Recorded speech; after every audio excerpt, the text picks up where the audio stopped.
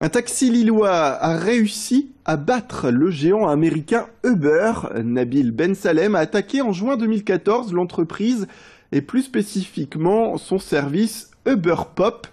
Ce service permettait, on le rappelle, aux particuliers de proposer un service de transport, mais il a dû être fermé en 2015 suite à la polémique que cela suscitait. Alors le plaignant a attaqué Uber pour concurrence déloyale et entrave à la loi Thévenoud pour son service Uber Pop. Cette loi stipule que les transports doivent être réservés à des professionnels, chauffeurs de taxi ou VTC. Or, les chauffeurs du service Uber Pop n'étaient pas donc considérés comme professionnels puisqu'il s'agissait de particuliers qui travaillaient. À noter que dans ce cas, Uber n'est pas condamné. La Cour de justice européenne a été saisie par le tribunal lillois pour savoir si le texte de loi Thévenoud était opposable à Uber Pop.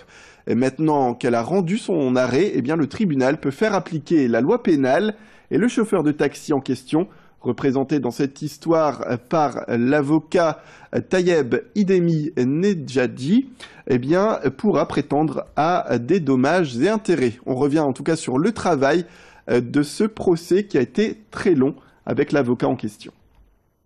Ça fait quasiment 5 ou 6 ans de travail. De toute façon, c'est la stratégie d'Uber Pop, faire durer les procédures afin de lui permettre de continuer à exploiter son activité qui, dès le départ, n'était pas conforme à la loi. Maître Tayeb Idemi Nedjadi qui revient également sur les suites de cette affaire. La suite, c'est que la Cour de justice de l'Union européenne va renvoyer donc son arrêt au tribunal correctionnel qui, lui, va fixer une date d'audience où les parties seront convoquées et le tribunal statuera sur les demandes de M. Ben Salem, chauffeur de taxi, et qui demandera donc une demande à titre de dommages et intérêts, et le représentant du ministère public, donc le procureur de la République, va requérir une peine à l'encontre d'Uber Pop.